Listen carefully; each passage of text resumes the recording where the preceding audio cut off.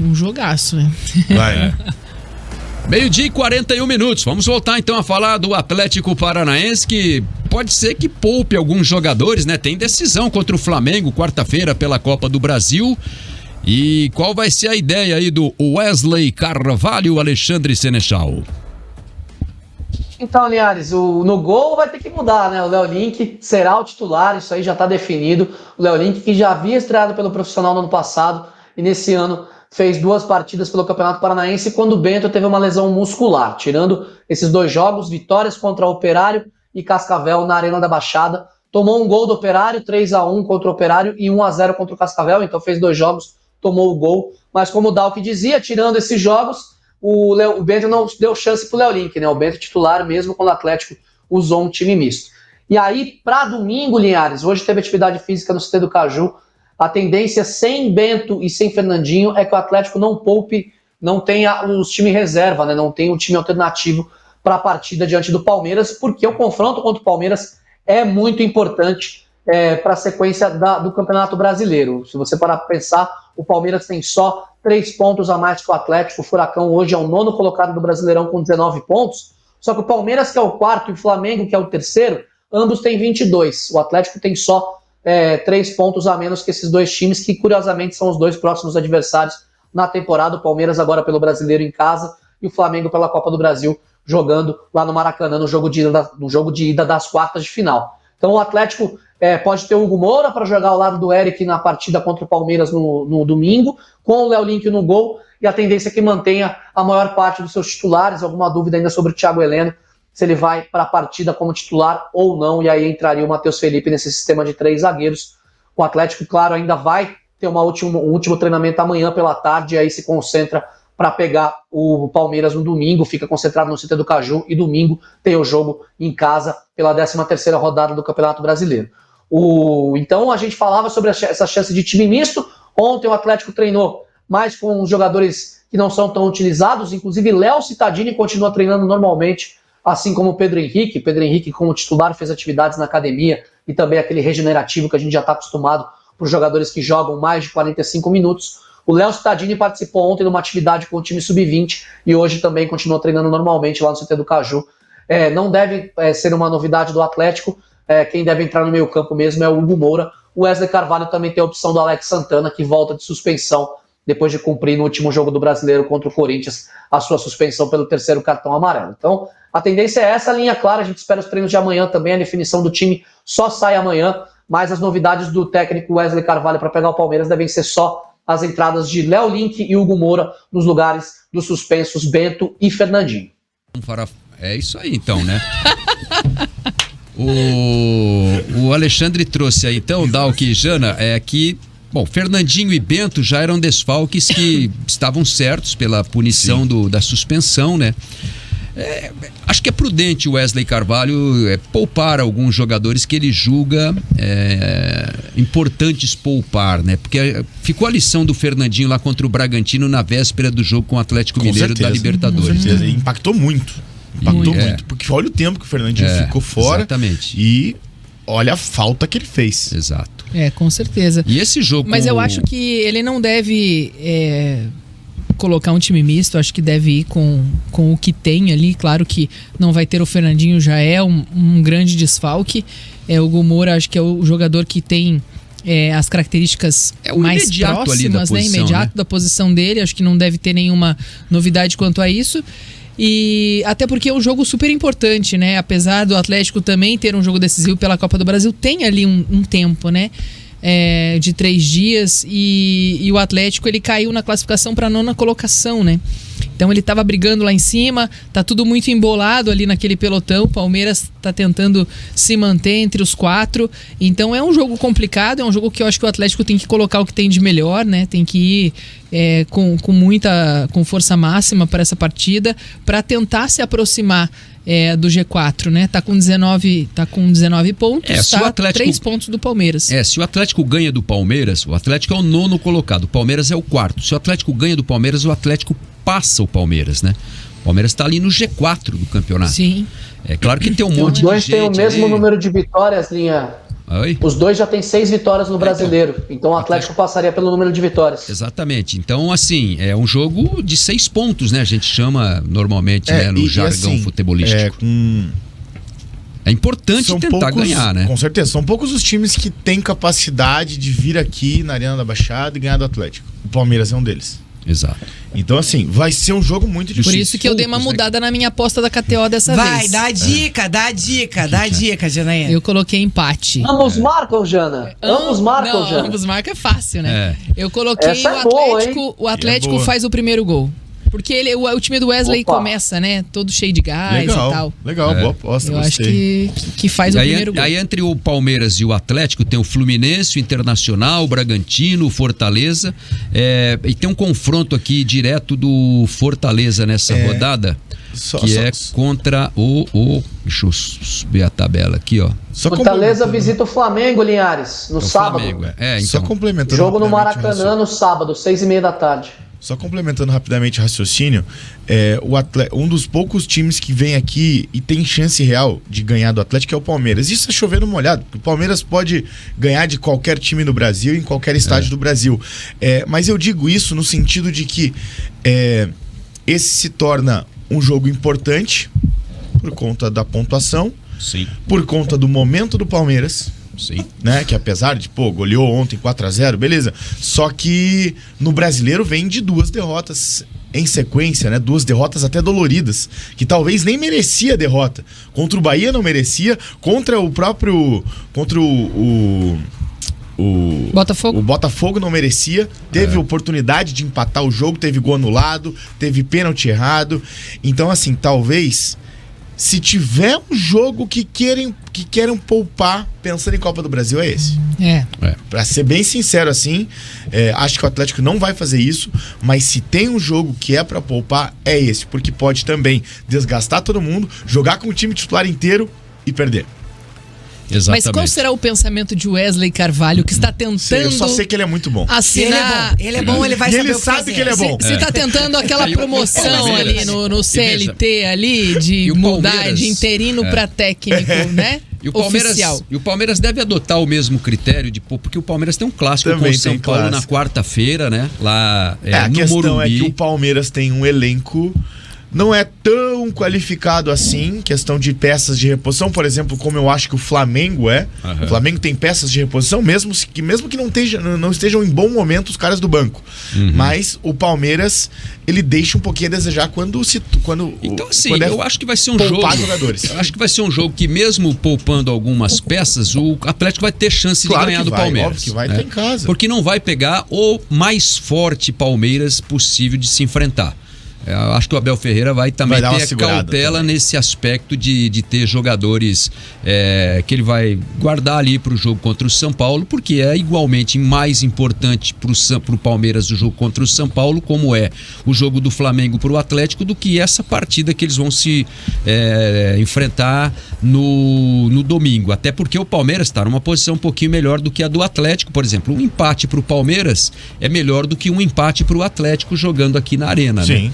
No final de semana. O Palmeiras perdeu um pouquinho de contato ali, ele chegou a brigar diretamente com o Botafogo pela liderança. O confronto direto fez, né, o jogo de 6 pontos, né? O Botafogo subiu 3, o Palmeiras ficou 3 para trás, por isso 6 pontos, né, em disputa, porque se o Palmeiras ganha, tira a diferença pro Botafogo, estaria colado ali no time carioca mais próximo, né, com 25 pontos. O Botafogo não chegaria a 30, estaria com 27, né? Você vê, a diferença encurtaria para 2, hoje subiu para 8 pontos, né? E por isso o Palmeiras acho que vai poupar alguns titulares aí também, né? O Abel Ferreira vai evidentemente ter o foco na Copa do Brasil também. Não tem o que fazer, tanto na Libertadores quanto na Copa do Brasil. Diga, Jana. Eu não sei também, pelo fato do Atlético ter essa questão, né, de não ter ali um lateral imediato, se ele vai pensar em desmontar esse esquema com 3 zagueiros, né? Porque daí já seria mais uma alteração, caso ele vá poupar mais algum jogador. e mais uma mudança diante de um adversário que é forte, né? Eu acho que o Matheus Então, eu não sei se ele vai querer fazer isso agora. Eu acho que o Matheus Felipe, pelo fato dele ter entrado no final do jogo contra o Alianza, o Alexandre, sinaliza que ele deve ser titular nesse jogo de domingo, hein? Eu tô com esse pressentimento aí, talvez uma linha de zaga lá com o Matheus Felipe, com o Zé Ivaldo. Talvez o Kaique Rocha ganhe também uma oportunidade nesse jogo, né? Um cara que tem ficado no banco, mas não tem sido aproveitado. E ele poupe aí o Thiago Heleno, o Pedro Henrique tá nesse imbróglio aí de sair. Enfim, né? O Zé Ivaldo vai acabar tendo que jogar. Não tem lateral esquerdo, tem o Vinícius Cauê, né? Pode ganhar uma oportunidade nesse jogo também. Mas eu acho que ele não colocaria o Vinícius Cauê contra o Palmeiras, assim, como titular. Mas ele não quis colocar contra o Corinthians. Imagina contra o Palmeiras, ele resolveu uma fumaça danada do mudou Arthur o esquema para não colocar o Vinícius.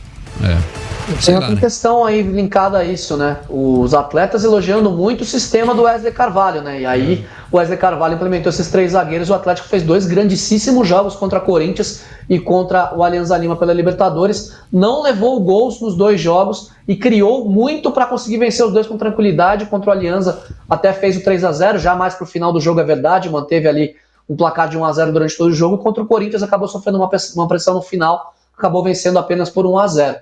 Mas o Matheus Felipe seria titular em caso ele decida poupar o Thiago Heleno por conta de já uma questão muscular, uma questão de desgaste do Thiago. É claro, o Atlético teve descanso da data FIFA, mas o Thiago já é um cara muito experiente, 34 anos. O Atlético entrando nessa maratona de novo, né? Jogos meio de semana e final de semana, e vai seguir assim também durante esse mês de julho. É uma máxima que o Atlético vem passando aí desde maio. Pelas informações que eu tenho dos treinos do Wesley, ele deve ir sim com o capitão Thiago Heleno, mas existe a chance dele poupar na zaga, e aí o Matheus Felipe ganharia a disputa. Kaique Rocha e Vinícius Cauê é um pouco fora, cartas um pouco fora do baralho, justamente pela falta de jogos com o time principal. E aí, claro, Kaique Rocha um pouco mais experiente, mas um jogador que chegou no começo do ano e só entrou uma vez no jogo contra o São Joséense, nas quartas de final do Paranaense. E o Vinícius Cauê é um cara muito novo, né, Linha? Mas aí os caras não têm, eles não jogam porque eles têm pouco jogo, mas aí na hora que você vai poupar, não põe os caras pra jogar, eles não vão jogar nunca, então, né? Aí vai ficar o ano inteiro assim, eles não vão jogar porque eles têm pouco jogo, mas quando tem a chance de colocar, não coloca, acho que essa é uma oportunidade. Contra o é o Palmeiras, mas põe na fogueira lá, pra ver se os caras, né, prestam ou não prestam, entendeu? Queimar assim é difícil também, né, Ale? Não, mas não é questão de queimar. É que aí vai contra o trabalho que o Atlético faz, né? O Atlético tem essa preocupação, né? De vamos preparar bem os caras, vai esperar colocar eles aos jogar poucos com o São Joséense de novo? Pelo amor de Deus, né? Isso é outra questão. Eu até acho eu acho assim, você testa o potencial de um jogador num jogo desse tamanho, Pô, você vai esperar o quê? Um jogo contra um time da 3ª divisão do Campeonato Paranaense pra você avaliar se o cara serve pro elenco? Não, põe lá contra o Palmeiras. Mas é uma avaliação interna de que ainda não está pronto, cara. Mas não é, não precisa banco. Se o cara tá no banco, se o cara é relacionado pro jogo, por que ele não tá pronto? Então não põe nem no banco. Eu acho que o caso do Vinícius Cauê, eu acho que é além da questão de estar pronto ou não psicologicamente, eu acho que também é uma questão física. Pelo menos quando o Wesley deu entrevista justificando ali a mudança do esquema, foi esse o motivo, né? Que ele não estava com ritmo, enfim, não estava 100%. Talvez fosse mais fácil você colocar um jogador que já tem um pouco mais de rodagem, que esteja 100% para atuar os 90 minutos, né? E aí ele foi com mais segurança na opção pelo Zé Ivaldo ali, alterando o esquema, mas claro, né, com o Atlético durante o jogo fazendo comportamentos que conseguiam deixar o time seguro, mas também sem perder a agressividade e ofensividade. Então foi uma estratégia dele ali que funcionou, né, nesses 2 últimos jogos, então acredito que ele não vai querer alterar agora, né? Já que é um jogo em casa, mesmo tendo um jogo de Copa do Brasil importante contra o Flamengo. Acho que talvez poupar o Thiago Heleno, acho que é ok, né? Porque eu acho que natural até, né? Acho que é natural, ele é um jogador que é mais experiente, que precisa disso, e o Matheus eu acho que dá conta tranquilamente. Mas eu acho que aí alterar o esquema no meio de uma semana boa, não sei. O nosso ouvinte, o Diego Antônio, o atleticano, tá falando que iria com Alex Santana pra substituir o Fernandinho, mas ele vai de Hugo Moura. E aí, Alex Santana seria uma boa? Não, mas então... o Alex Santana seria uma boa, né? Deixa o time um pouco mais ofensivo, né? Aí eu jogaria com o Eric de primeiro volante. O Hugo Moura tem entrado bem ali como primeiro e dá mais liberdade pro Eric, né? Que vive uma temporada muito boa com o Atlético. O Turra já jogou assim, né? Com o Eric na vaga do Fernandinho. Jogou. Né? Mas é que o Eric, ele tá ajudando muito, né? Na construção das jogadas ali, chegando muito bem na frente. O Eric é um jogador que não aparece, né, Ale? Raramente é o torcedor. Pois é, às vezes aparece, né? Quando ele chega no ataque, faz uns gols, fez uns golzinhos esse ano. Mas ele tem sido muito importante na construção do Atlético, né? Esses dias eu tava conversando com um amigo atleticano, falei, pô, o Eric tá jogando muito. Ele olhou pra mim e falou, você acha mesmo? E, pô, vai em todos os jogos, sabe? E eu falei, sim, pô. O Eric talvez seja o cara mais importante do time do lado do Fernandinho, né? Junto ali, com o Fernandinho, né? Claro.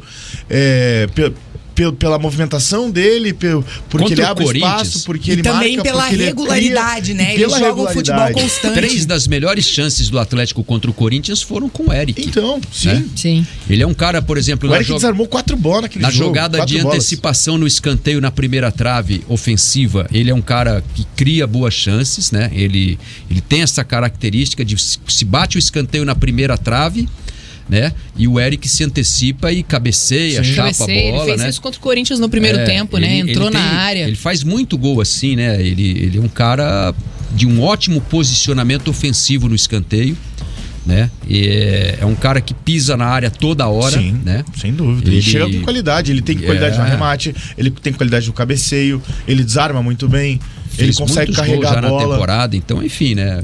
Eu acho que não é um cara que é o próprio gol contra o Alianza Lima, o terceiro. Falar pro seu amigo aí que prestar mais atenção. Você tá assistindo o jogo inteiro? O terceiro gol contra o Alianza Lima, o Eric faz a tabela, aparece bem perto da área, carrega a bola e consegue o passe pro Kelvin na direita. Sim. Exato. O gol contra o Corinthians é uma bola metida do Eric pro Kelvin, o Kelvin pro Vitor Roque e salvou, né? Não é isso? É isso. Ainda sobre a nossa enquete aqui, que a gente está perguntando se o Léo Link vai dar conta do recado, tem a participação do ouvinte Orlando Batista aqui pelo nosso WhatsApp, 98418-1071. Ele tá falando assim, ó, o Bento não entrou numa fogueira? E veja o que deu. Exato. Obrigado, Orlando, pela participação. Muito bem. Lúcio Martins, Eric, Fernandinho e Christian, os destaques do Atlético até o momento, ele tá dizendo aqui. Fala aí, Ale, desculpe. Não, claro, tranquilo, Linhares. Eu não tive a oportunidade de falar aquela hora porque o debate alongou, mas eu concordo 100% com o Linhares. O cara vai mostrar que ele é bom na fogueira mesmo. Quantos caras aí não entraram na necessidade e viraram jogadores? E assim, que fogueira, vamos ser bem sinceros. O Atlético tem um dos melhores aproveitamentos do Brasil, tá nas quartas de final da Copa do Brasil, tá classificado em primeiro do grupo na Libertadores, tá no top 10 do Campeonato Brasileiro, com 3 pontos atrás do Palmeiras, que tá no G4, e do Flamengo, que é o terceiro colocado. Que fogueira? Me diga. Por exemplo, eu vou citar meu exemplo pessoal aqui. Eu era narrador lá em 1985, na Rádio Clube Paranaense.